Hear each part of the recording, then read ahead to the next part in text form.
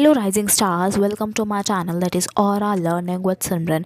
As we all know कि हमारे पास सिर्फ 3 दिन बचे हैं, उसके बाद हमारी 10th की लाइफ इज़ ओवर। उसके बाद सिर्फ हमारी एक ऑफिशियल मैम रह जाएगी 10th की, that is the marksheet of class 10th।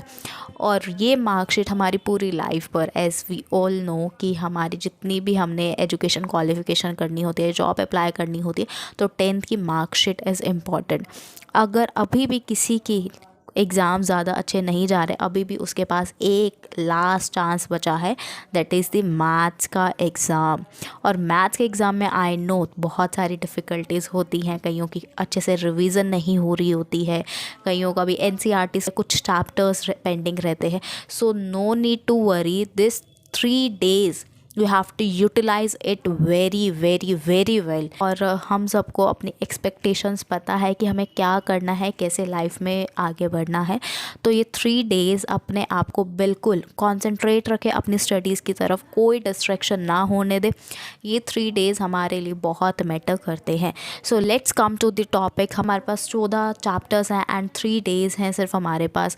जो हमारा नंबर सिस्टम है वो 6 मार्क्स का आ रहा है, और नंबर सिस्टम में जो हमारा रियल नंबर्स है, रियल नंबर्स में हमेशा हमारे पास 2 ही क्वेश्चन आते हैं। First question is compulsory, that is 3 marks का question, prove this number is irrational number, that's it. और उसके बाद एक हमारा एलसीएम और एचसीएफ वाला क्वेश्चन आ जाता है 1 या 2 मार्क्स का। इट मीन्स हमारा नंबर सिस्टम ख़त्म।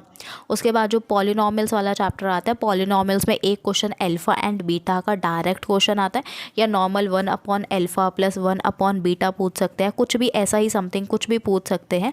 इसकी वीडियोस मैंने अपलोड करी हुई हैं, उसको जाकर देखो कि कैसे इन क्वेश्चंस को सॉल्व करना है। इसके अलावा ऐसा कोई क्वेश्चन नहीं है जो आ सकता है, सिर्फ तुम्हें बेसिक्स पता होना चाहिए, अदरवाइज़ हर चीज़ बहुत इजी है। पॉलिनॉमियल्स चैप्टर में अलजेब्रा हमारा 20 मार्क्स का आ रहा है, coordinate geometry 6, geometry 15 marks, trigo 12 marks, mensuration 10 marks, stats and probability consist 11 marks. Stats में हमारे सिर्फ 3 ही क्वेश्चंस हैं, मीन, मीडियन एंड मोड। जाके सिर्फ फॉर्मूला रिवाइज करो, एक क्वेश्चन लगाओ और तुम्हारा स्टैट्स का चैप्टर ख़त्म। प्रोबेबिलिटी में भी सिर्फ 2 ही कॉन्सेप्ट है, एक कार्ड्स का कॉन्सेप्ट, एक नॉर्मली हमारा हेड टेल वाला कॉन्सेप्ट, राइट। और आर्ट्स के कॉन्सेप्ट में तुम्हें कोई भी कन्फ्यूज़न है, मैंने वीडियोस अपलोड कर रखी है, बहुत इजी वे है, बहुत प्रैक्टिकल वे। 2 वीडियोस अपलोड करी है, एक नॉर्मल प्रैक्टिकल वे जिसमें मैंने कार्ड्स आपको शो कर रखे हैं, एक नॉर्मली मैंने आपको फ्लो चार्ट बना रखा है कार्ड्स पे, तो उस वीडियो को जाकर बिल्कुल देखें।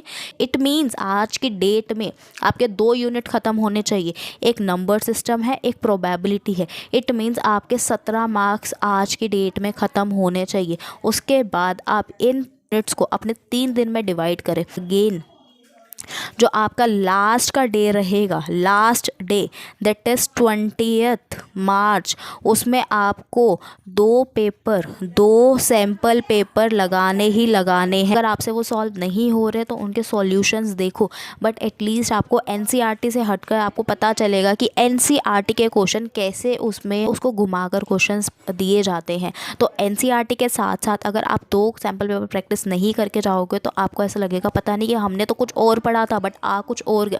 तो at least you have to revise 2 sample papers. और अच्छी अच्छी बुक्स की बात करो जो कि मेन बुक्स होती है, दैट इज़ एडुकार्ट हो गया, यू लाइक सैम्पल पेपर हो गया, इसमें से आपको 2 सैम्पल पेपर्स लगाने हैं।